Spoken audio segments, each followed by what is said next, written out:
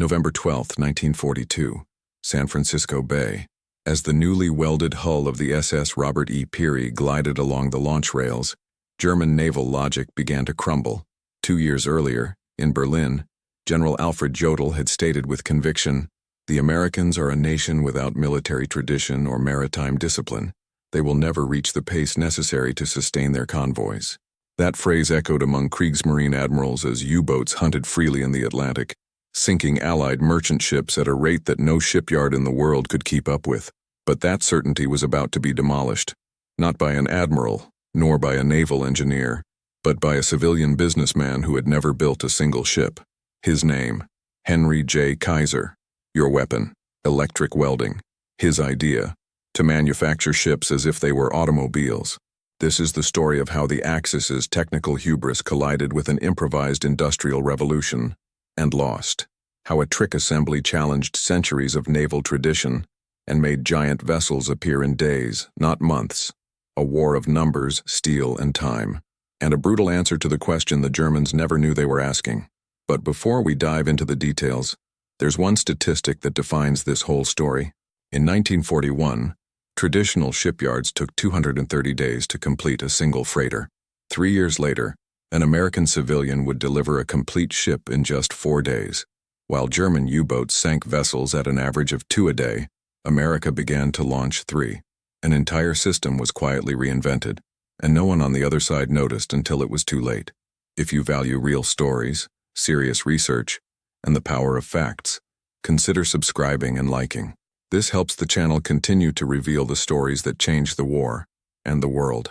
Before the war, Henry John Kaiser was a household name among contractors and civil engineers, but completely irrelevant to the naval world. At the age of 58, he was leading a series of infrastructure projects in the western United States. Bridges, dams, highways. He did not wear a uniform, did not attend military academies, and had never set foot in a shipyard. Their battlefield was made of concrete, steel, and unforgiving timelines. He was, as many would describe, a problem solver, not a shipbuilder. Still, in December 1940, faced with a British commission desperate to bolster its merchant fleet, Kaiser signed a bold contract. He promised to deliver 30 ocean-going freighters in less than 2 years. A man who never built a boat, offering Britain entire ships in the midst of the escalating war. The agreement not only surprises but irritates. In Washington, naval officials call the proposal a civilian fantasy. Admiral Emory Land, chairman of the United States Maritime Commission, would record in internal correspondence, "Kaiser does not understand the requirements of shipbuilding. This is not a road. This is ocean." The technical press focused on the naval sector treated Kaiser as a folkloric figure, a cement man trying to play with the sea. An article in the Maritime Engineering Review even called him a deluded visionary. In the American military mentality and also in the German one, ships were almost sacred entities, built by generations of master riveters, tracers, hull carpenters. The process was artisanal, sequential, time-consuming, and dependent on inherited skill. For the Germans, this was an advantage. The American shipping industry at that time was still small, fragmented, with few deep docks and scarce skilled labor. Kriegsmarine reports indicated that the United States would need a decade to catch up with German production. Time was playing in the Reich's favor, or so they believed. But Kaiser did not come from time. It came from speed. In his civil engineering career, he had learned to work with gigantic teams, mobilize supplies in parallel, and shorten projects considered unrealizable. Its dams, such as the Hoover and Grand Coulee, had been delivered on tight deadlines, under severe budgets, and in hostile terrain. For him, there was no tradition, only function. When he looked at the Liberty ships, he did not see a vessel. He saw a sequence of modules, an assembly problem, an opportunity for scale production. It was this logic that led the British to accept his contract, not for experience, but for boldness. They didn't need elegant ships, they needed steel floating. The American naval elite, however, did not just reject his ideas, they mocked them. When Kaiser presented his intention to use electric welding instead of traditional riveting, engineers at Todd shipyards wrote in a confidential report, "He wants to glue steel with sparks. This is not a ship, it's a hunch." Skepticism was almost universal. It took a traditional shipyard an average of 230 days to complete a freighter. The idea of a civilian with no nautical training, reducing this time with inexperienced labor, improvised machines and industrial assembly line methods, seemed like a dangerous joke. And yet, that's exactly what he would do. The Kaiser project was not based on individual skill, but on standardized processes. Instead of hiring experts, he hired ordinary people. Instead of teaching everything, he taught only one task at a time. Instead of building an entire ship at once, it manufactured isolated parts that would be joined together like a puzzle. In his mind, a ship was nothing more than a vertical dam, divided into segments and joined with logic. Kaiser brought to the ocean the reasoning of the Detroit factories. This is where the German blind spot comes in. In 1941, while their submarines reigned in the Atlantic, the Germans assessed American naval production as backward and disorganized. Kriegsmarine Report, numbered 272, dated October of that year, stated, "Freighter production in the United States, even in acceleration, will not reach strategic capability before 1946. But Kaiser would change that prediction in less than 12 months. Factual moment. While Germany built about 240 submarines a year at the height of the war, the United States, with Liberty shipyards alone, would start delivering more than 300 ships a quarter, a difference that destroyed the calculation of naval warfare attrition. If this number surprises you, write in the comments, "Logistics wins," because as we will see, that is exactly what happened. But in 1940, no one believed it, not even many within the American government. Kaiser was allowed to try only because conventional shipyards could no longer cope. The British contract was a calculated risk, and his partner, Todd Bath Iron Works, accepted only on the condition that he would have technical control over the project. Kaiser would be the structure supplier, but not for long. As the war intensified and Allied convoys became an easy target, the pressure on naval production grew. Todd kept to his methods. Kaiser wanted to innovate. The friction increased. The first ships took about the same time as in traditional shipyards, but Kaiser watched, media, figured, until he proposed something unprecedented, to build a new shipyard from scratch, under his total control, without naval interference. Richmond, California, an industrial swamp. There, the real experiment would be born. What would follow would not only be a paradigm shift, it would be a silent humiliation for those who mocked. And the seed of that turnaround would be a simple visit to an auto factory in Detroit, the assembly line that would inspire the greatest shock of modern shipbuilding, a vision that weeks later would make even the Germans rewrite their reports, because what Kaiser was about to do, even he didn't know was possible. In 1941, the Atlantic Ocean ceased to be a transport route and became a metallic cemetery. The Battle of the Atlantic was reaching its most brutal phase. German submarines, invisible beneath the waves, turned merchant convoys into floating flames. In just 12 months, more than 3.6 million tons of Allied vessels were sunk. That meant more than 2,200 ships destroyed in a single year, an average of 3 a day. Britain, surrounded by sea and enemies, was entering a state of maritime encirclement. No wheat, no ammunition, no steel, no hope. Families rationed bread, soldiers were given less ammunition, and war cabinet reports warned that the country could collapse logistically before 1943. Winston Churchill, in a confidential memorandum, declared, "The real front is the sea. To lose him is to lose the war." But the numbers played against him. Allied shipbuilding capability did not keep pace with the destruction. For every ship that took 6 months to build, 2-minute torpedoes were enough to sink it. Mathematics was German. The Kriegsmarine knew this, and counted on it. Internal reports from Berlin confidently recorded, "The Atlantic will be ours," and for a while it was. In traditional shipyards in the United States, the reality was no less worrying. The construction was sequential.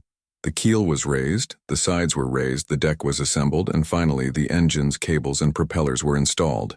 All in stages, all in series. It was necessary to complete one internship to start the next. The logic was artisanal, not industrial. Each ship was a unique process, an organism meticulously assembled by specialized teams. Experienced riveters, with years of learning, formed the heart of the operation. Welding, considered too modern and too unstable, was reserved for secondary details. Riveting was the tradition, and tradition at that time was synonymous with backwardness. To train a good naval welder, at least 4 years of training were required. It took a master riveter almost a decade to achieve full mastery of the function. The cycle was long, unbreakable. The result? Shipyards operating at full capacity could not deliver more than a few ships per month. Meanwhile, Germany sank dozens a week. The gap was widening. American engineers knew this, but they didn't know how to respond. The problem was structural, not moral. There was a lack of steel, a lack of time, a lack of people. The War Department sought to speed up production with incentives, subsidies, and uninterrupted workdays. But the method remained the same. It was like trying to run in lead shoes. Some technicians suggested revisions, but they ran into the same wall: tradition. Ships are different, they said. They don't assemble like cars. The maxim was repeated as dogma. But Henry J. Kaiser, as he looked at the tracks full of unfinished ships, saw something different. Not a technical impasse, but a cultural vice. In early 1941, Kaiser visited the Todd shipyard, a technical partner in his contract with the British. There, he observes the slow pace, the fragmented processes, the logistical waste. Each piece had to wait for the previous one. Each task depended on the end of the previous one. It was a linear chain, effective in peacetime, suicidal in wartime. The Kaiser himself would later define it. It was like trying to put out a fire by throwing buckets of water when you needed a pressure cannon. He knew that Liberty ships, if produced that way, would not be delivered on time. The logistical collapse of the Allies was no longer a threat. It was a reality. In March 1941, estimates from the War Shipping Administration showed that, at the current pace, the deficit of merchant ships would exceed the Allied capacity to maintain the fighting until 1944. The Germans were winning the war without advancing a meter, only sinking what kept the world moving. And it is in this scenario that Kaiser makes his most radical decision: to break with Todd and build his own shipyard, from scratch. Richmond, California was a muddy plain with no docks, no cranes, no tracks. In less than 12 months, it would become the largest industrial laboratory of modern warfare. But we are not there yet. At this point in the story, Kaiser is just a pushy civilian, and the ships still take 200 days to be delivered. The irony deepened. While the Axis was strengthened by the logic of the backwardness of others, behind the scenes of the United States an idea was born that did not look like ships, did not look like war, and for this very reason, no one took it seriously. An idea that didn't start with steel. It started with cars, because Kaiser's next step would not be taken in a shipyard. It would be given in Detroit, where an engineer would watch an automobile forming on moving conveyor belts and think, what if we were faster than submarines? In April 1941, as newspapers announced yet another wrecked British convoy in the North Atlantic, an American engineer walked silently through the halls of an automobile factory. Clay Bedford, the newly appointed chief engineer at the Kaiser shipyards, was not there out of curiosity. He was on a mission. The visit to Ford's assembly line in Detroit was brief but definitive. In front of it, dozens of automobiles glided on continuous conveyors, receiving parts, engines, axles, and glass as if they were part of a coordinated organism. No worker assembled an entire car. Each performed a specific function: fast, repetitive, precise. The production was parallel. While the chassis moved, the body was mounted in another section. The engine was tested on another line. When everything was found, the car was ready to go. Bedford didn't see vehicles. He saw method, and this method, until then ignored by the naval sector, would be the catalyst for one of the greatest industrial disruptions in military history. Back in California, Bedford laid out the vision clearly. We're not going to build ships anymore. Let's set them up. The proposal was bold. Instead of following the traditional sequence of keel, hull, deck, and finish, all in linear order, the Kaiser shipyards would start manufacturing parts of the ship simultaneously. Entire sections of the stern, bulkheads, engine rooms, deck, and hulls would be prefabricated, tested, and stocked, then united as giant blocks on rails. It was reverse engineering applied to scale. Bedford also proposed the division of extreme tasks. A welder didn't have to master the entire hull. He just needed to know how to weld a single section repeatedly. As in a tractor factory, the logic was efficiency by specialization.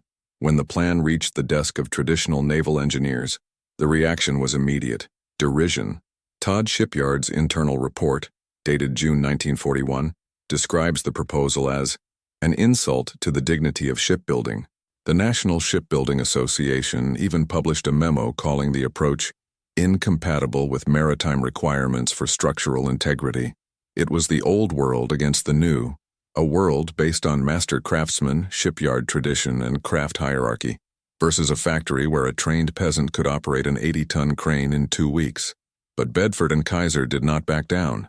They knew that war did not wait. While the Kriegsmarine sank ships at an industrial rate, only an equally industrial counterattack could turn the tide. And although engineers criticized the theory, the data began to show results. By July, the time it took to assemble the basic structure of a Liberty at the Kaiser shipyards had dropped from 190 to 160 days. It was still a lot, but the curve was downhill. Most importantly, no other facility was reducing time at this speed. Bedford's idea went further. Inspired by Ford's logic of moving tracks, he proposed to reorganize the layout of the shipyard itself. Instead of a single dock with sequential construction, the new model would use internal rails to move entire sections of ship, made in separate areas. Mobile equipment would carry materials from one point to another, as in an automotive plant. It was a redesign of logic. Richmond, which was still a muddy expanse in January, would become the physical embodiment of this idea. Germany in this period did not even register this movement. Their intelligence reports, which focused on naval and air movements, ignored civilian transformations in the United States. For the Kriegsmarine, the threat was military, not industrial, but the misperception was fatal. They looked at the aircraft carriers, the battleships, the destroyers. They did not see the revolution happen on the freighters, behind the scenes, in silence. Like Bedford, by the end of the summer of 1941, the first modular blocks began to roll off the prefabrication line. Each block weighed between 50 and 150 tons. They were soldiers with precision. The tests showed that, contrary to expectations, the electric weld, applied with the new Kaiser electrodes, resisted pressure better than many poorly aligned riveted ones. The doctrine was collapsing, but they didn't know it yet. In Washington, Vice Admiral Emory Land, until then one of Kaiser's most critical, receives field reports. The liberties of the new system, although still slow, were accelerating exponentially. Each month, the average production time dropped. Land writes an internal memo. Kaiser production forecasts are statistically improbable, but technically feasible. We look forward to the next tests. It was the harbinger of a re-evaluation. At the front, the Allied convoys continue to suffer. But something changes in logistics. More ships begin to cross the Atlantic. Losses are still high, but for the first time, more ships are being delivered than sunk. The arithmetic of war begins to turn. The irony grows. What naval engineers dismissed as too simplistic was working, and the first results had barely been delivered. What Kaiser and Bedford were about to do, no traditional shipyard imagined possible. Because if a ship could be assembled in blocks, what would prevent it from being assembled in days? For centuries, the soul of shipbuilding has been the metallic sound of the rivet. Thousands of glowing steel pins were manually hammered between overlapping plates, sealing each ship's structure with choreographed precision. It was a technical ritual passed down from generation to generation. A traditional Liberty required an average of 1 million rivets, inserted one by specialized teams. It was a slow but sacred process. Any attempt to replace him was seen as heresy. And then along came Henry J. Kaiser, proposing to eliminate them altogether.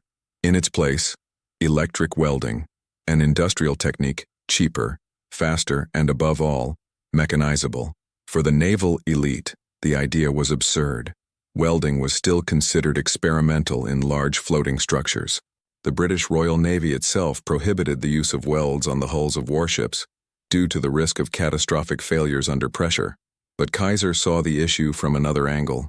It was not about structural perfection, but about efficiency at scale. With rivets, 100 men took weeks. With welding, 20 men did the same job in days. And most importantly, any civilian with basic training could operate a welding machine with a functional result.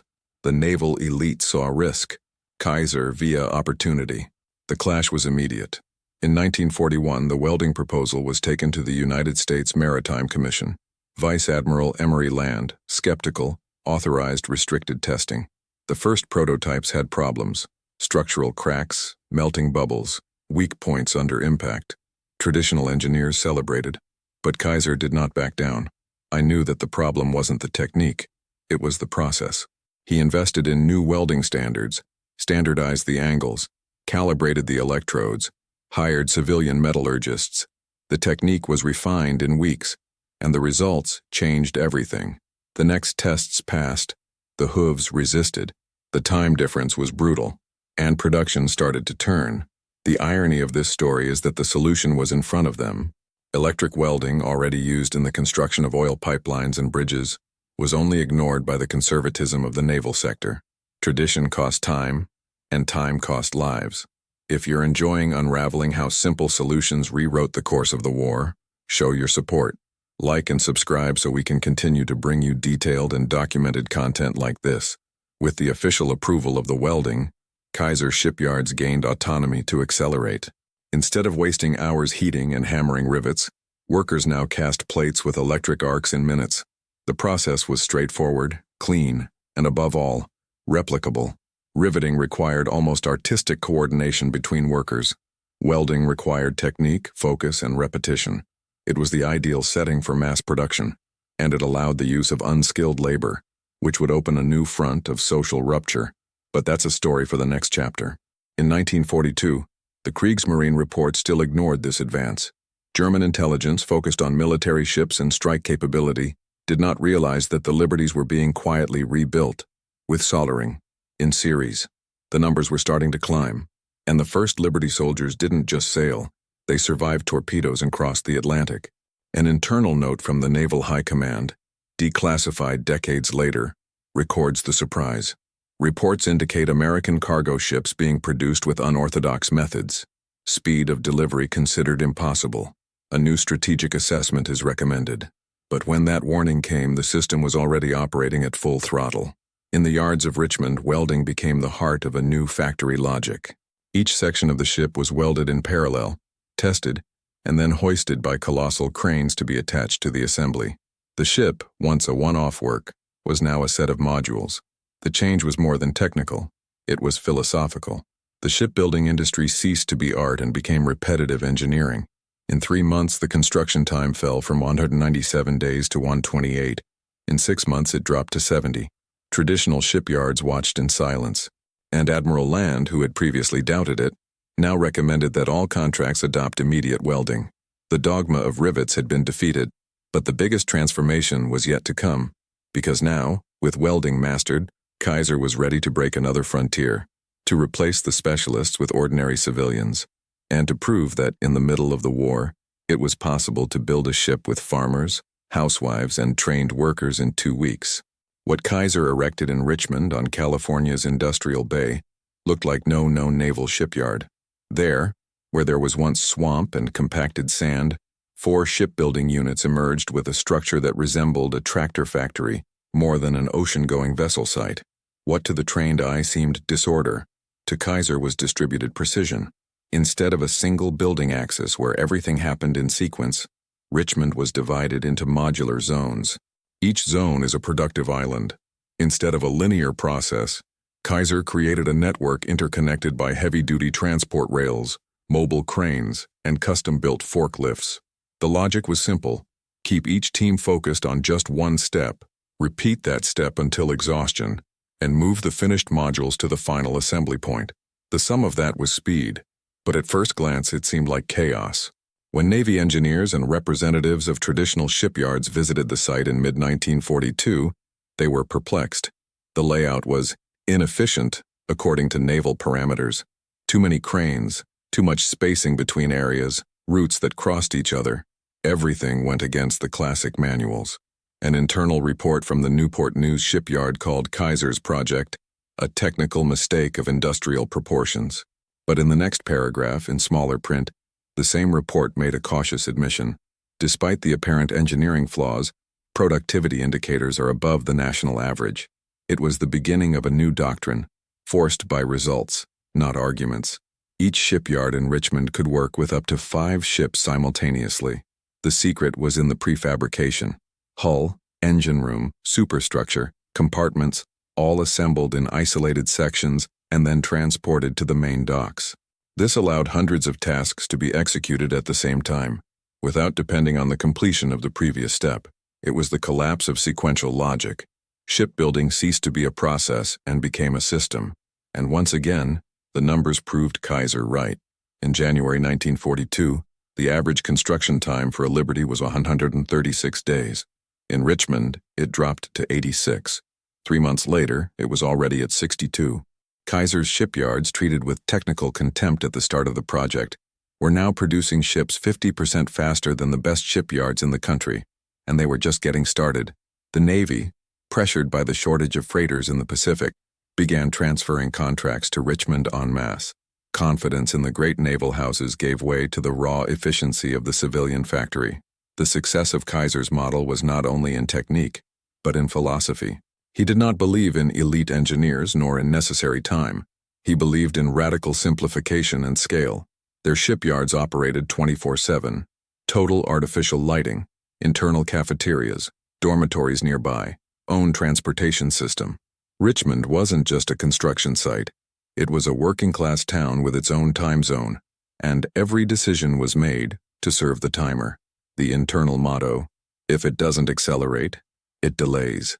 The impact was so profound that universities began sending engineering students to study the Kaiser method, and technical manuals, once centered on classical navalism, now include sections on modular prefabrication, automated welding, and functional layout. The technical heresy had become the industrial gospel, but Germany, still anchored in its logic of technological superiority, did not see this happening. The Kriegsmarine's reports continued to focus on naval movements, destructive capability, and armaments. They did not register the silent mutation that was taking place behind the scenes in the United States. Admiral Dönitz still believed that he could sink ships faster than they would come along, and this belief was based on the historical average of production. The problem is that history, at that very moment, was being rewritten by a civilian on the West Coast. In the spring of 1942, a single Kaiser shipyard delivered 20 ships in less than 90 days. It was more than some traditional shipyards had done in an entire year. And within the American government itself, a change in language began to take place. The War Production Board's reports moved from talking about built ships to talking about assembled ships. The difference was subtle, but revealing. Naval time, measured in months, was being replaced by factory time, measured in weeks. And what would come next would break that timer in half. Because if Richmond's architecture was already a shock to engineering, Kaiser's next decision would challenge not only the technicians, but the very culture of shipbuilding, employing civilians without any training to assemble ocean-going ships in series. In traditional shipyards, a shipbuilder was forged over years. Apprentice, assistant, riveter's assistant. The progression was rigid, almost ritualistic. The construction of a ship was a craft that required discipline, memory, and above all, technical pedigree. So when Henry J. Kaiser decided to ignore this logic and open his factories to any citizen willing to learn, the shipping industry considered him irresponsible. But Kaiser wasn't interested in tradition. He was interested in scale. And for that, it needed something that traditional shipyards didn't have: people, thousands of them. He placed ads in local newspapers. Learn how to build ships. Paid training. No experience required. Within weeks, Richmond had become a magnet for country workers, farmers displaced by agricultural mechanization, single mothers in search of a stable salary, laundresses, housewives, cooks, students. They came from everywhere, and they weren't rejected, they were trained. Quickly, Kaiser's model was based on micro-specialization.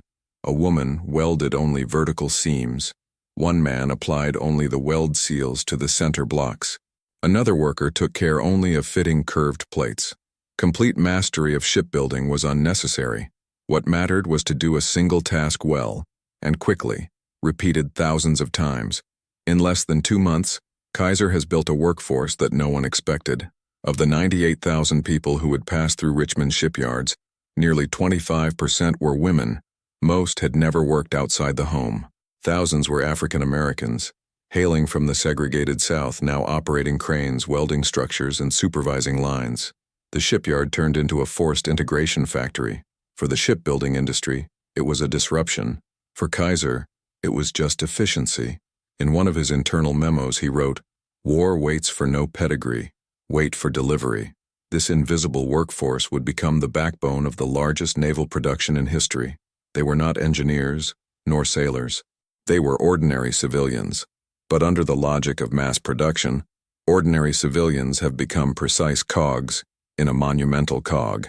And this gear was fast. Each month, new shifts were activated. Dawn shifts, double shifts, holidays ignored. Each worker was an extension of the line. Each task, a hit on the clock of war.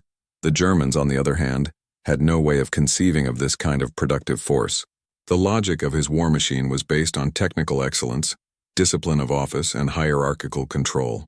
Its military shipyards operated under direct command, with elite engineers overseeing every phase of construction. The doctrine was accurate, but slow.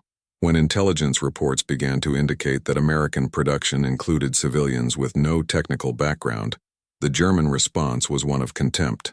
They are creating fragile and imperfect ships, read a Kriegsmarine report dated November 1942. It's impossible to maintain quality with this kind of recruitment. What they did not understand is that quality, at that point in the war, was a concept subordinated to quantity. The rate of deliveries from the Kaiser shipyards exploded. With each new training cycle, more steel soldiers gained the yards. Men and women who had never seen the sea now welded the sides of freighters with industrial precision. Welding, once condemned as unstable, was perfectly suited to the repetition of civilian hands. The task was not heroic, but effective. And in the silence of the early morning, as the front unfolded thousands of miles away, each welding point was a logistical breakthrough.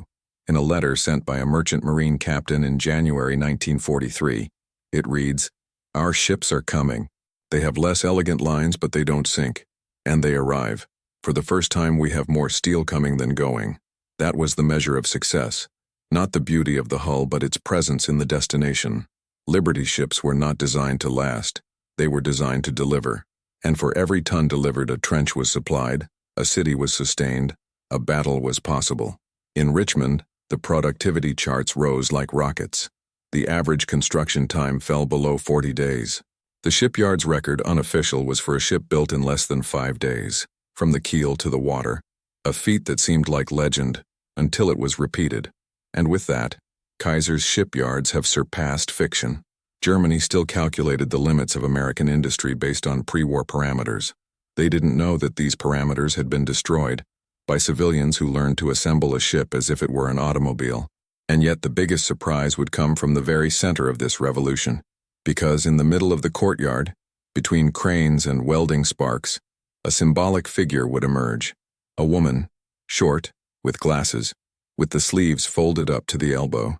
She welded without pause in silence. Her name was Rose Will Monroe, and before long, she would become an unwitting icon of the invisible force that powered the largest war industry in history, a force that the German admirals never saw coming, until it was too late. The SS Patrick Henry was the first Liberty delivered by Henry J. Kaiser. It took exactly 197 days to complete. Far from ideal, still above the expected average, but something there already indicated rupture. It had not been built by naval masters. It had not been assembled on centuries-old docks. It was the product of a makeshift yard built from scratch, with civilians trained in weeks in a production system that the admirals themselves called impractical. When the ship was launched into the sea, part of the naval elite watched in embarrassed silence. That wasn't just a hoof, it was an argument. And this argument would gain strength in the following months. The second Liberty of the Kaiser line was completed in 169 days. The third, in 142. The fifth, 128. The learning curve kicked in with an almost algorithmic precision. Each new ship was delivered faster than the previous one. Teams learned, mistakes disappeared, blocks fit together more efficiently. Production was no longer an experiment. It was method. Behind the scenes of the American government, the reports changed tone. What was once a project watched with suspicion was now beginning to be described as potentially scalable.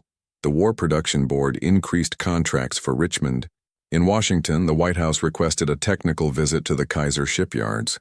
The logic of the impossible began to be institutionalized, and this did not go unnoticed by competitors. Shipyards like Bethlehem Steel and Todd Pacific, once indifferent to the Kaiser model, began sending engineers to quietly study Richmond's processes. In internal memos, they described the operation as inelegant but functional, the most reluctant of concessions. What few immediately understood is that Kaiser had not only created a new method of construction, it had created a new industrial culture. In their yards, time was measured in productivity, not tradition. The naval veteran was treated in the same way as the new rural worker. The technical hierarchy gave way to the result, and the result was undeniable. In less than a year, Richmond went on to deliver more ships than any other individual shipyard in the world. Meanwhile, German U-boats continued to hunt in the Atlantic. In 1942, the Kriegsmarine was still sinking vessels at an alarming rate. But there was one detail that escaped Berlin's strategic analysis. The Americans were not just replacing losses, they were overcoming them. For every ship sunk, 2 new ones were being delivered. From September of that year, the balance changed. And in December, the difference was overwhelming. This is the factual moment that defines the collapse of German logic. In 1942, American shipyards produced 6,000 tons of ships, more than triple German production in the same period. And most of that tonnage came from civilian yards, led by a man with no naval experience. If you were surprised by this number, comment below. Absolute power, because that's the scale that changed the course of the war, and it was just beginning. That same month, Henry J. Kaiser receives a telegram from the War Shipping Administration with a single sentence: "Go on, no limits." It was the final recognition. What had once been called an impossible trick was now the official doctrine of the American shipping industry. Speed has become a parameter. The amount became a weapon, and U-boats, which once sank ships faster than they could be built, now faced something they couldn't sink: time. But Kaiser was still not satisfied. If building ships in 4 months already seemed like an affront to military logic, he now wanted to break through another barrier. And the world, including the Germans, would soon know the name of the Liberty built in just 4 days, an event that would turn a shipyard into a legend and a war into a statistic. In the heart of Richmond's shipyards, the logic of shipbuilding was dismantled and rebuilt like a living machine. There, ships were not born from the ground up, nor from the keel to the deck. They emerged laterally in colossal blocks that looked like pieces of mechanical architecture. Each Liberty was divided into more than 250 main sections, and all were built simultaneously. While one team welded the engine room structure, another installed the propeller shaft. In another sector, mobile cranes lifted the entire bow as if it were a prefabricated wall. There was no waiting. The engine, with 2,500 horsepower, was assembled and tested even before there was a hull to support it. The ship was a modular idea, not a sequel. It was pre-produced as if it were a giant puzzle, and only at the end did it take the shape that the eyes expected. The floor of the shipyards was no longer an assembly line. It was a 3-dimensional board, where time was compressed into absolute parallelism. The structural difference was brutal. In the classic model, an alignment error in the hull required total disassembly. In Richmond, an error in one block was resolved without affecting the others. Each module was an autonomous cell. This reduced downtime and increased predictability. Productivity grew not only by speed, but by resilience. Kaiser had removed shipbuilding's biggest bottleneck, sequential dependency, and in doing so, it broke a 3,000-year-old tradition. The doctrine that a ship should be born in a straight line was now replaced by a structure of blocks that grew in all directions. Visually, the process was almost hypnotic. In a single day, it was possible to see the bow structure being hoisted by 90-ton cranes, while workers installed the electrical system at the stern, and the galley was welded on the deck. In the background, a turbine was pushed on rails to the center of the engine room. Within 48 hours, what seemed like a set of isolated parts began to fall into place. In 72, the hull took shape. By 96, the ship was ready to touch the water. Shipbuilding had not only been accelerated, it had been redesigned from scratch. The impact of this reinvention was calculable. The average cost per ship fell from $2 million to less than $700,000. The number of man-hours per vessel fell from 1.2 million to less than 500,000. And the average delivery time, which in 1941 was still around 130 days, would reach only 41 by the end of 1943. What Henry Ford had done with the automobile, Henry Kaiser had done with the ocean. And the Germans? They were still stuck in a linear view of time and production. Its military shipyards, highly specialized and centralized, had neither the capacity nor the doctrine to absorb this kind of disruption. The Kriegsmarine still produced ships with artisanal precision, relying on the excellence of each unit. But while a single German submarine took months to complete, the Liberties went out in succession. The Americans did not win by the strength of each ship. They won by the sum of all. A German naval engineer captured in 1944 would sum up the shock in one sentence. We built instruments. They built swarms. And the swarms were just beginning to appear in the Atlantic. Because after mastering the process, Kaiser would launch a last symbolic offensive against naval logic. A ship would not just be assembled with civilians.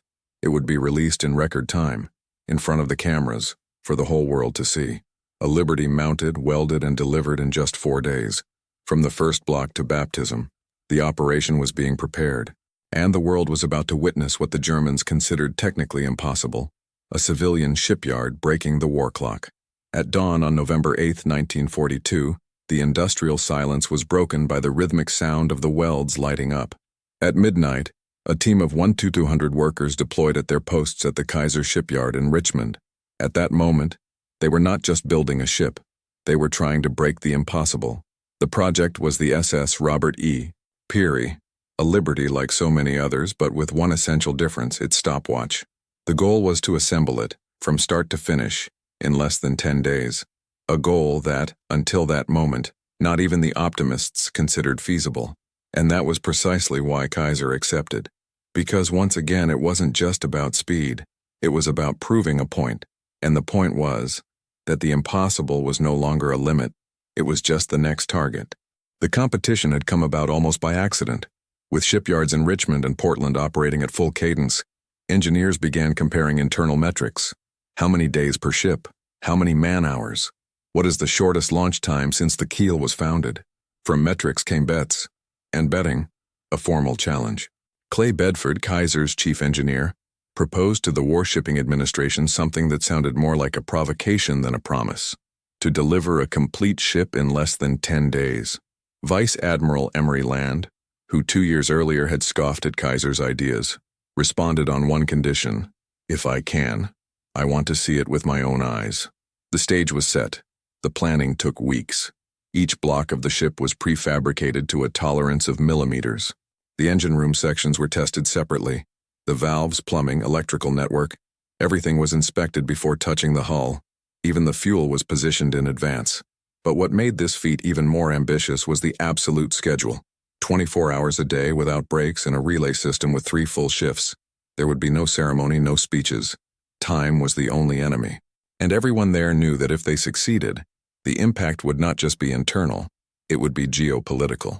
At Yser-aux-Zourières, the blocks began to be moved. Cranes operated with surgical precision. The first 12 hours concentrated the structural base: keel, central sections, lower compartments.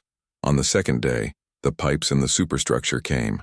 By the third, the engine had already been installed and tested.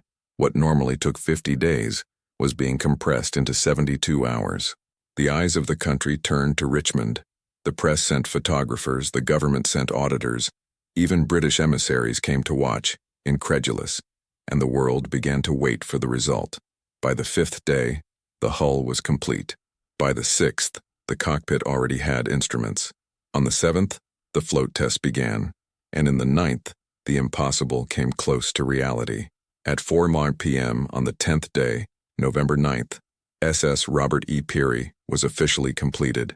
The workmen, exhausted, surrounded the ship as if they were observing a living creature. The next morning it was thrown overboard in front of a crowd, and a few hours later, it was already crossing San Francisco Bay towards the Pacific Ocean. The total construction time, considering only the final assembly, 4 days, 15 hours, and 29 minutes. What was once considered technically absurd was now a number recorded in the minutes. The news went around the world. American newspapers called it the miracle of Richmond. The BBC reported with skepticism. In Berlin, the high command ignored the headline, not for lack of access, but out of disbelief. In a memo intercepted months later, a German naval intelligence officer wrote, "American reports indicate the construction of a freighter in less than 5 days. We consider propaganda." It was more than disbelief. It was strategic denial. because to admit that meant to accept that the fundamental principles of naval doctrine were outdated, and that the war, silently, had already changed phase. SS Robert E. Peary would sail throughout the remainder of the war, flying 10 transatlantic missions without ever being hit. It has become a symbol not only of speed, but of reliability, and it served as a living argument for American strategy. It was not necessary to win every battle at sea. It was enough to deliver more ships than the enemy could destroy. If every German torpedo sank a Liberty, there were 2 new ones ready in port. The equation was untenable for Berlin, and yet Kaiser didn't consider it the end. For him, Peary was just the proof of concept. The real victory would be to turn the record into a routine, and while the world was impressed by a ship in 4 days, shipyards began to set their sights on another target, to average a new Liberty every 8 days, indefinitely. Time now was just another variable in the production spreadsheet, and the war clock, finally, was no longer ticking for Germany. On the morning of November 12, 1942, fog hung over San Francisco Bay, as if the scenery itself was trying to slow down time. But there in Richmond, time had already been defeated. In just 4 days, 15 hours and 29 minutes, a 10,000-ton freighter had been assembled, tested, equipped, and prepared to touch the ocean. SS Robert E. Peary was ready. It was not an empty hull nor a scenic structure set up for propaganda. It was a complete Liberty, coated cargo holds, calibrated navigation systems, 2,500 HP engine running, operating flight deck, synchronized propeller, anchors locked, masts raised. All the eyes present expected to see fragility, but they found solidity. The ship was launched gently, and when its keel touched the water, it did not swing like a prototype. He cut the surface like a veteran. There were government engineers, Navy inspectors, West Coast journalists, and British representatives, many of them expected to encounter problems, cracks, assembly failures. What they saw was something else, a freighter that could set sail that same afternoon if necessary. The silence was almost absolute. The applause came seconds late, as if the collective brain needed to process what the eyes were witnessing. There, in front of them, was not just a ship.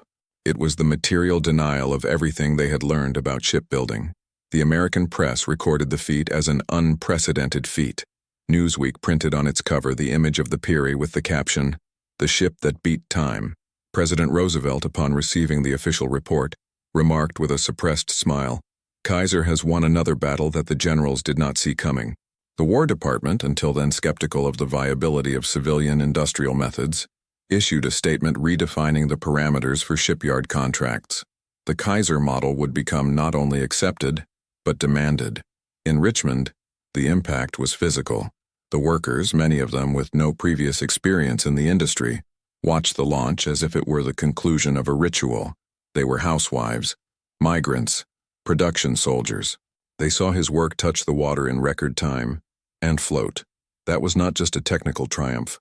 It was the validation of a collective logic, and for Henry J. Kaiser, it was the crowning achievement of his central thesis, that modern warfare would not be won by the most powerful gun, but by the most disciplined gear. In military terms, Peary represented more than a symbol. He proved, with data, that production could overcome destruction. Up to that point, naval doctrine had followed the premise that it was easier to sink a ship than to build it. Peary destroyed that belief. He was the tangible expression of a new equation. If a freighter could be delivered every 4 days, U-boats would cease to be predators and become obstacles, surmountable by quantity.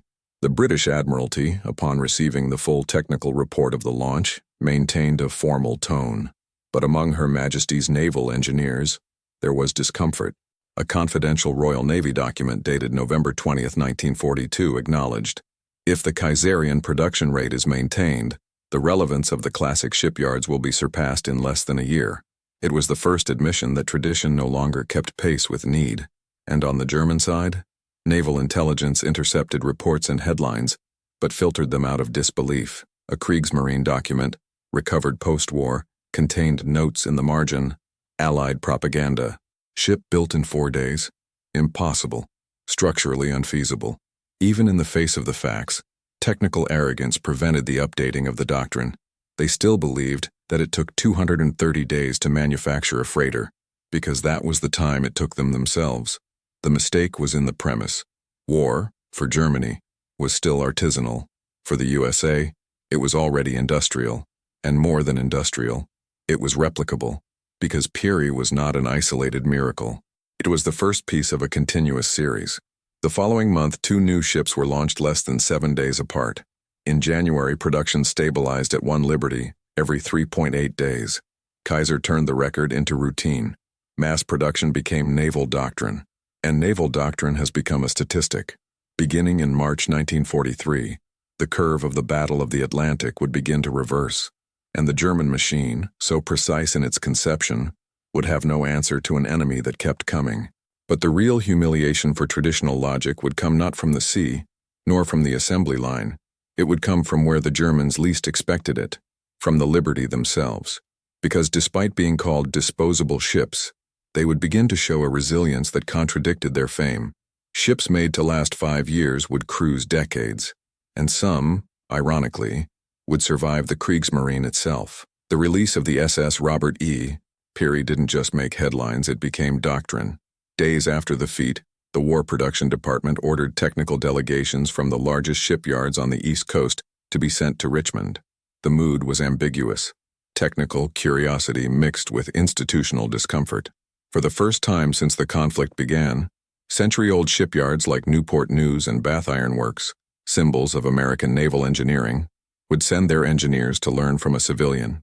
The same man who, 2 years earlier, had been treated as an inconsequential amateur. Now he was treated as a reference. In the words of one of the internal reports of the time, Kaiser proved that efficiency trumps tradition. There is no longer any justification for maintaining obsolete methods. It was the quiet collapse of a naval ideology that believed that only artisanal rigor guaranteed reliability. The first meetings were tense. The veterans, trained in the technical academies and with decades of civilian navy, were reluctant to accept Richmond's modular layout. An engineer at Todd Pacific noted, "It's chaotic, but it works." Another, from Sun Shipbuilding, wrote in his report, "The sequential logic of assembly has been replaced by a radical overlay system. Apparently, this reduces waiting times by 60%. Technical heresy was now a mandatory lesson. The Navy's own shipbuilding manual was rewritten weeks later. Terms such as industrial modularization, parallel manufacturing, and reduction of tolerance for minimum function became part of the official vocabulary. The biggest shock, however, was not technical. It was moral. Veteran engineers with years of sea and deck were forced to admit that they had been outclassed, not by a rival of the same formation, but by a damn entrepreneur, by a man who had never designed a hull and who had replaced hammers with welds, apprentices with peasants, shipyards with factories.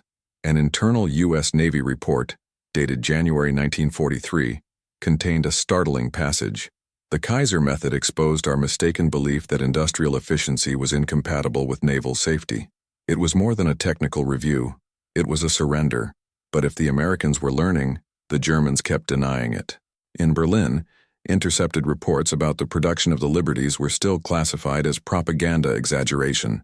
The U-boats continued to operate with deadly precision, but something had already changed.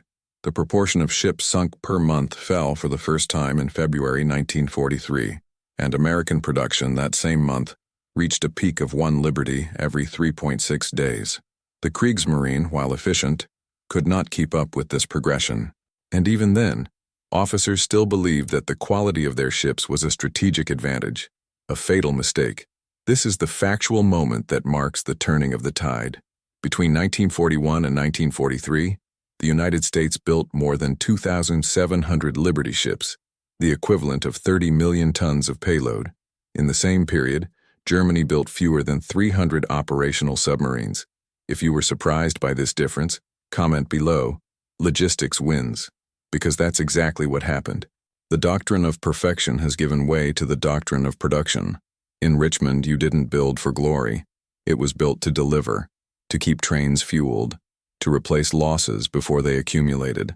The war, for the Liberties, was an assembly line, and the more workmen Kaiser trained, the more ships appeared. Traditional shipyards began to copy the model.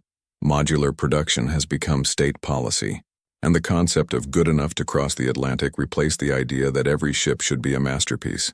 In a few months, The transformation was total. The elite of naval engineering, the ones who had once despised Kaiser, now quoted him at conferences. His methods have become mandatory chapters in technical courses. The Navy, previously resistant to electric welding, began to standardize it. The rivets, which were a symbol of tradition, were relegated to the past. What about the shipyards that resisted the change? They have been overcome. Some lost contracts, others closed. The war no longer had room for technical pride, and yet, the Germans continued to operate as if the world had not changed. In July 1943, an officer of the Naval High Command declared, "The Allies are drowning in their own haste. Their ships are fragile, their methods sloppy. In the end, precision will prevail." 3 months later, Allied convoys would cross the Atlantic with doubled escorts, tripled load, and losses reduced by 60%. Precision, after all, did not win. It was crushed by production. But the biggest blow was yet to come, because the liberties, called disposable by their own creators, were about to challenge another German logic. That quantity sacrificed durability. What the commanders of the Kriegsmarine did not know, and would soon discover, was that these ships, made to last 5 years, were surviving the front, and some would sail for more than half a century. They did not wear uniforms. They did not march in parades. Their names were not in the newspapers nor in the presidential speeches, but it was they, and especially they, who raised the steel giants that would cross the Atlantic and defeat the lethal silence of German submarines. In the heart of Kaiser's shipyards in Richmond, Portland, and Vancouver, an army without a flag was formed. 40,000 women with aprons transformed into welding overalls. Black, Mexican, Indian, and white peasant workers from the South, side by side, operating cranes, casting plates, and feeding the most powerful cog in the war, production. Kaiser, unlike traditional factories, did not seek pedigree. He was looking for hands. And he trained these hands with the conviction that no single origin determined someone's technical ability. For him, competence was something that was taught in 30 days. And he proved it. The statistics were unprecedented. By 1943, more than 25% of the Kaiser shipyard workforce was made up of women, a number higher than the national heavy industry average. Of these, about 30% were single mothers. Among men, racial diversity was also visible. Black workers, previously limited to cleaning and loading duties, began to work as welders, machinists, and assembly technicians. In an industry marked by exclusionary guilds and unions, Kaiser established his own rule: he who learned, operated. Whoever delivered went up. And while there was resistance, both internal and political, the numbers won out over any argument. Production was rising, deadlines were falling, and the ships left. A Navy supervisor, while visiting Richmond, described the scene as chaotic, disorganized, and miraculously effective. It was the breaking of a paradigm that was not only technical but social. The Liberty's production revealed that excellence didn't come from tradition, but from opportunity. When housewives became precision welders and illiterate farmers took over engine calibration lines, the logic of the American hierarchy began to give way. And this quiet transformation didn't just win the war. It reconfigured society. Decades later, the same workers who built ships would demand equality at the ballot box, in the courts, and on the streets.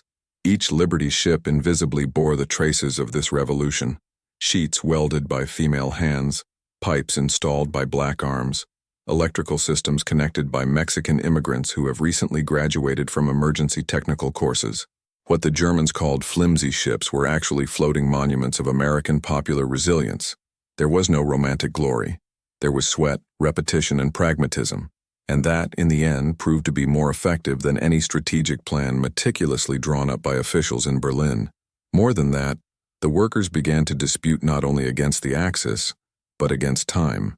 Teams created friendly rivalries. Which turn could deliver the most sections? Who would finish the deck weld first? And each ship launched was, for them, a kind of invisible medal. They did not receive decorations, but they saw their deeds cross oceans. A black crane man interviewed in 1980 said, "I don't remember the name of the ship, but I remember the welding I did. She held on." That was the metric that mattered. The U.S. Navy, in its internal reports, began to recognize the efficiency of this non-traditional workforce. In an April 1944 memorandum, a West Coast admiral wrote, "Present production would not be possible without the widespread incorporation of minorities and women." Society may not be ready for this, but the war is. It was an involuntary confession that even defeating the external enemy, the United States faced within its own gates a more subtle enemy, institutional prejudice. And there, at the docks, he was being defeated for the simple fact that there was no way to beat him and continue delivering ships at the necessary pace. This forced democratization of technical labor not only underpinned Allied logistics, it projected the post-war era. Many of these workers, at the end of the conflict, did not accept to return to their previous condition. Women demanded to keep their jobs. Blacks pushed for equal pay. Unions were forced to rethink their cadres. And although the setback came on many fronts, the seed was already planted. The Liberty, more than a ship, was the symbol of a social transformation pushed by military urgency. The Germans, when looking at the reports of American production, never saw this human dimension. For them, the numbers were impossible because the logic was incomprehensible. How could a nation produce so much with an immature workforce? How could a weld made by a rural woman have the same integrity as one made by a German shipman with 20 years of training? That was the irony. By disregarding the human factor and relying only on technique, the Axis underestimated the power of collective organization, and this mistake would prove fatal. At the height of production, a Kriegsmarine intelligence officer made a telling entry in his diary, recovered post-war. Americans build like swarms. It is not possible to stop them. Every time we sink one, two new ones appear. And he wasn't wrong. In 1944, the rate of construction of the Liberties reached an absolute peak, a new ship every 3.3 days. It was like trying to dry up the sea with buckets. But if the production was overwhelming, the efficiency on the field would also begin to show its strength, because these ships, supposedly fragile, would begin to resist fire. And what would happen when the Liberty, built in days, defied the German torpedoes and survived? German naval doctrine rested on a simple principle: friction. If the Kriegsmarine sank more ships than the Allies were able to replace, the flow of supplies would break down. Britain would succumb to sea encirclement, and the United States, unable to sustain a long-lasting war, would be forced to retreat. This logic, cold and mathematically plausible, had underpinned the German war effort in the Atlantic since 1939. In 1942, it seemed to work. U-boats dominated the routes, and the sunken tonnage broke monthly records. But something began to fail. Not in the torpedoes, not in the crews, but in the equation itself. The American ships were coming back, and they were coming back faster than they were sinking. The logic of friction had been broken, and in its place a new nightmare arose for the German High Command: multiplication. Declassified reports from the Kriegsmarine, compiled by its operations division between 1943 and 1944, reveal growing unease. One of them, dated April 1943, records, "Naval intelligence reports that the production of the so-called Liberty ships has reached an industrial scale. Such vessels, although rudimentary, appear in worrying numbers." Rudimentary. That was the word the Germans used to try to maintain doctrinal comfort, a comfort that would not last. In July of that year, another report updated the data. In the last 60 days, an estimated 115 new freighters were launched from the American docks. The replacement ratio exceeds 2.1 in relation to eliminated targets. For the first time, Germany admitted that it was sinking less than the enemy produced. This had a direct effect on field commands. U-boat captains, hitherto treated as heroes of the new submarine warfare, began to report growing frustrations.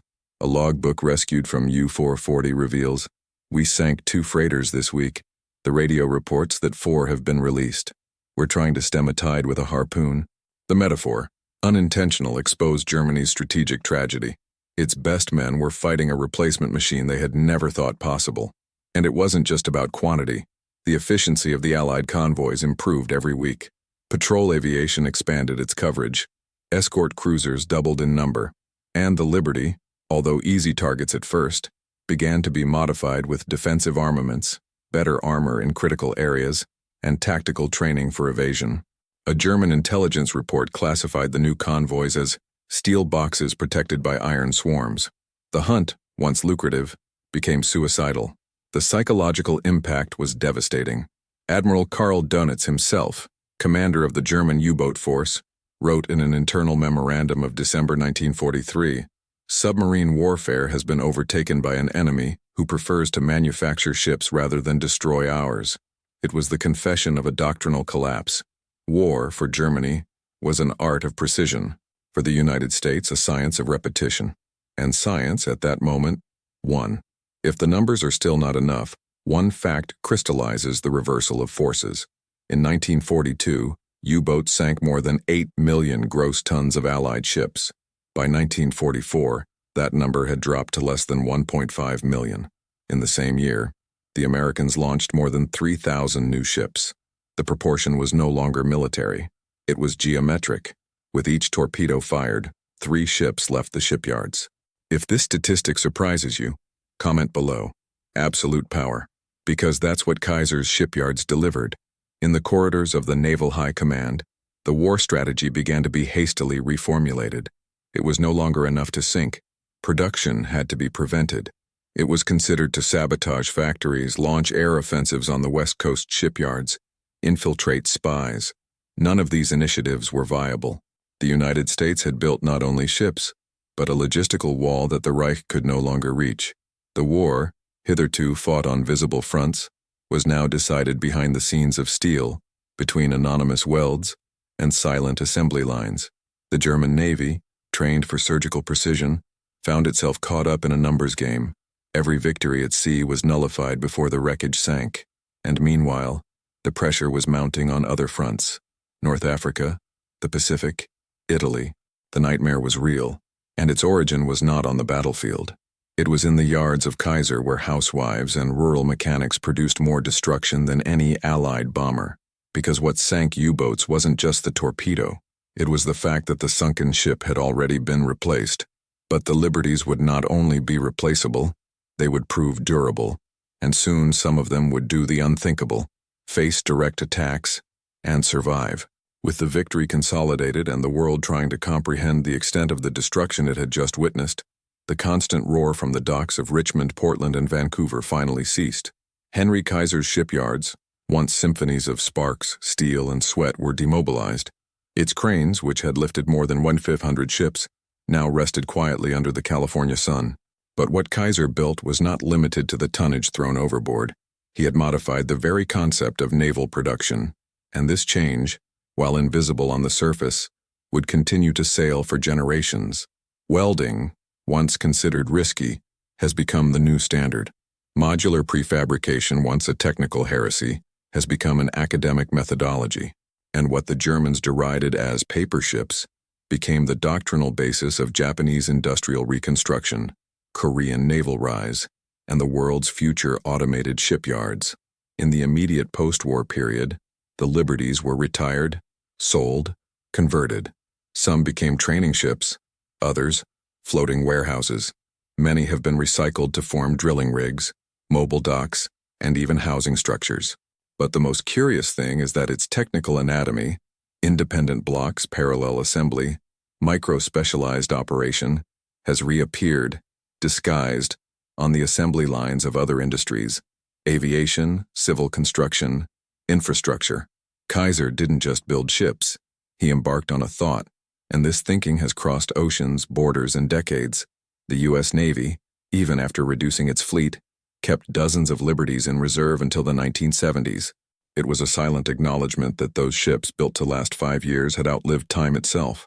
In records from 1965, one Liberty, the SS Albert M. Bow, was still crossing the Pacific on civilian missions. Others were integrated into the merchant fleets of developing nations. One of them, the SS Jeremiah O'Brien, survives to this day as a museum ship, floating not just on the water, but under the symbolic weight of an era where steel moved faster than fear. And the workers? Many returned to civilian life with a different mentality. Women found that they could do more than the home allowed.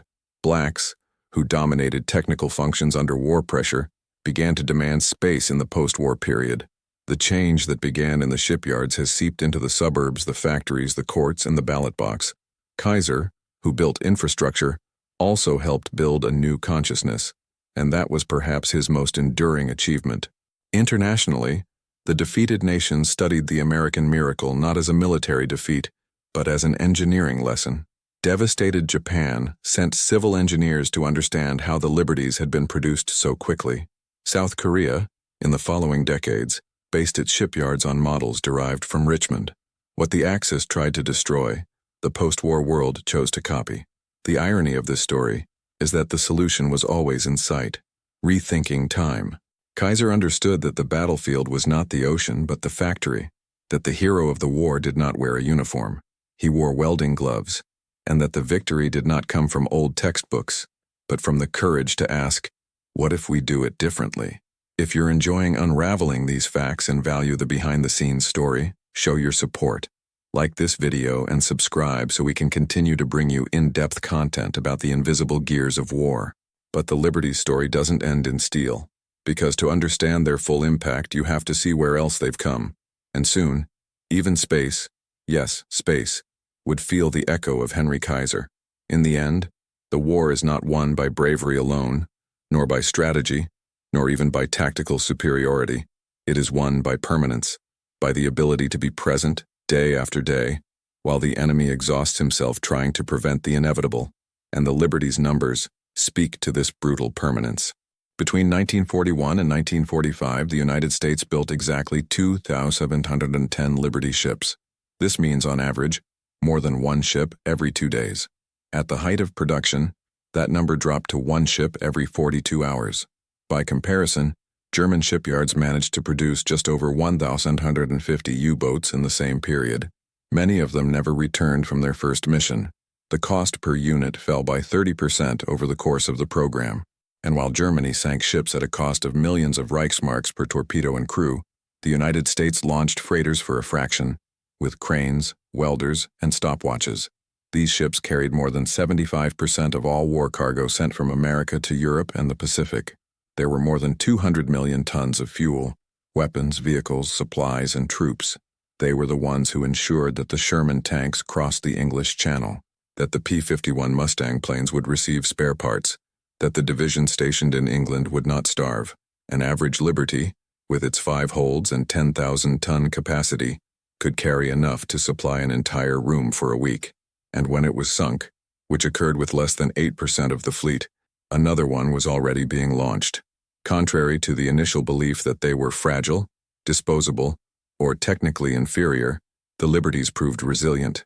In a study conducted by the U.S. Navy after the war, it was found that of the 2,710 ships, more than 2,300 survived until the end of the conflict. Its failures were minimal, its engines reliable, its structures, welded and not riveted, survived torpedoes, storms, and skepticism. What German engineers called provisional architecture outlasted the foundations of the Third Reich themselves. In comparative terms, Germany produced a total tonnage of vessels equivalent to 20% of the capacity released by American shipyards. And here's the detail that destroys any argument to the contrary. While the Germans used every ton of steel to produce attack craft, the Americans used the same ton to build continuity. And continuity, in wars of attrition, is worth more than precision. The Liberty was not pretty, nor elegant, nor fast, but he was always there, and that, in the end, was what won. Today, in the 21st century, 3 Liberty ships continue to float: the SS Jeremiah O'Brien in San Francisco, the SS John W. Brown in Baltimore, and the SS Hellas Liberty in Athens. All restored, all navigable, all silent testimonies of what they said would not work. They float like moving statues of an era in which the impossible was challenged by anonymous workers and validated by incontrovertible data. The statistic became a legacy, the number has become a symbol, and the doubt turned into silence. But there is still one last question to be answered, because if Kaiser built ships in 4 days and Germany couldn't keep up, then why do we still think that the victory came only from the front? The answer lies in the next act, where the assembly line proves to be more lethal than any weapon. In the aftermath of the victory, when the guns finally fell silent and the maps of Europe and the Pacific were redrawn, a new battle began, the battle for memory. And in it, the generals, admirals, and statesmen tried to define who, after all, had won the war. For many, credit should go to the battlefields, the Normandy landings, the crossing of the Rhine, the islands taken in the Pacific. But little by little, a different voice began to emerge behind the scenes of the story. They were not soldiers, but engineers. They were not tanks, but ships. And these weren't military maneuvers. They were logistical flows, assembly lines, and cranes working at midnight. In interviews, post-war reports, and congressional hearings, an increasingly repeated phrase emerged: the war was won in the shipyards. Admiral Emory S. Land himself, who was in charge of the U.S. shipbuilding program, stated in 1946, "If it were not for the pace of the Liberty ships, we would have lost control of the Atlantic in 1942. General Eisenhower recognized that without the ability to transport men and materiel at a rate that outpaced losses, Allied offensives would have failed. But it was Admiral Chester Nimitz who gave the clearest sentence. The Pacific War was won by ships appearing faster than the enemy could sink. Words of a man who commanded the largest fleet in human history. In the United Kingdom, Sir Alan Brooke, chief of the British Imperial General Staff, declared that the American industrial contribution was not only strategic, it was existential. For years, convoys crossed the Atlantic laden with ammunition, fuel, tanks, and food that the UK simply no longer had the capacity to produce. In confidential meetings, Churchill admitted that the pace of sinkings in 1941 led him to believe that the war would be lost, until the liberties began to appear. On the other side of the war, the perception was more bitter. In interrogations conducted by American intelligence after 1945, Kriegsmarine officers revealed a fundamental miscalculation: the belief that American industrial production was slow, cumbersome, and inflexible. One official stated, "We calculated that the U.S. would not be able to replace the lost ships before 1944. We completely underestimated civilian capacity. To them, American industry was an invisible weapon, unstoppable." British historian Eric Hobsbawm would write decades later that Henry Kaiser, more than any other man off the battlefield, shortened the war by at least 2 years. For economist John Kenneth Galbraith, the Liberty ships symbolized the victory of the American system of production over the European model of individualistic engineering. And for sociologist Daniel Bell, the Liberty program paved the way for the future era of automated production, what would come to define the 21st century. And yet, Henry Kaiser's name rarely appears in school textbooks. He did not command troops. He did not speak in the Senate. He did not march on Berlin. But his ideas, quiet, steel-tested and clock-quickened, shaped the century more permanently than many generals. Its production methods have been incorporated into civilian sectors, from hospitals to highways. Its industrial foundations became the foundations of post-war American infrastructure. Kaiser was more than a shipbuilder. He was an engineer of futures. Today, when visiting the Liberty ships preserved as museums, few people know that each one of them represents not only an industrial feat, but an ideological collapse. Naval tradition said that quality came from time and experience. Kaiser proved that efficiency could come from quick training and the courage to change. The naval elite said that ships could not be assembled like cars. Kaiser made it seem obvious, and the manuals of naval engineering, previously immutable, had to be rewritten, with welding. But there is one last piece in this puzzle, because if the Liberty set the pace of the war, what else would American industry reinvent after that? The answer is not in the ports. It's in the skies. Because what started with ships, it would soon become airplanes, rockets, and finally the conquest of space. And this is the story that still pulsates on the horizon. What Henry Kaiser accomplished between 1941 and 1945 goes far beyond engineering. It is a manifesto against resignation, against technical fatalism, against stagnant authority, against the comfortable idea that certain things simply cannot be done otherwise. What he wielded was not a tool or a patent. It was a vision. At a time when tradition was the rule and failure was predicted, Kaiser dared to ask, what if we do the opposite? While engineers said that ships needed rivets, he proposed welding. While experts asked for 10-year-old apprentices, he trained welders in 3 weeks. While manuals cried out for small specialized workshops, he built industrial halls with interlocking rails and cranes that looked like steel ghosts in motion. The history of the Liberties is not just the history of war. It is the history of applied disruption, of the courage to go against common sense and, above all, of the humility to learn from data and not from dogmas. The great irony is that this revolution did not come from the universities. He did not leave the top of the military hierarchy. It was not conceived by admirals nor approved by scientific councils. It came out of the hands of a man who built dams, a man who, looking at the logistical desperation of the war, saw not an obstacle, but a pattern to be broken. And this pattern, once destroyed, revealed that the impossible was always just a belief, reinforced by generations who preferred not to take risks.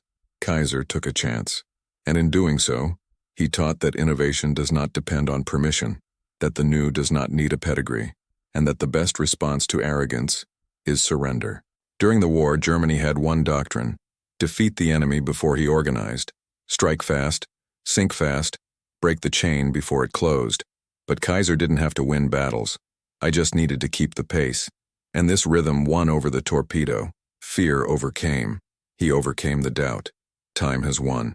He proved that modern warfare is no longer defined by firepower alone, but by sustenance, replacement, of resilience, and that, when the enemy bets on logistical collapse, winning is just a matter of continuing. This script is not just a chronicle about steel. It is a mirror of our own relationship with the impossible. How many times do we accept limits imposed by tradition?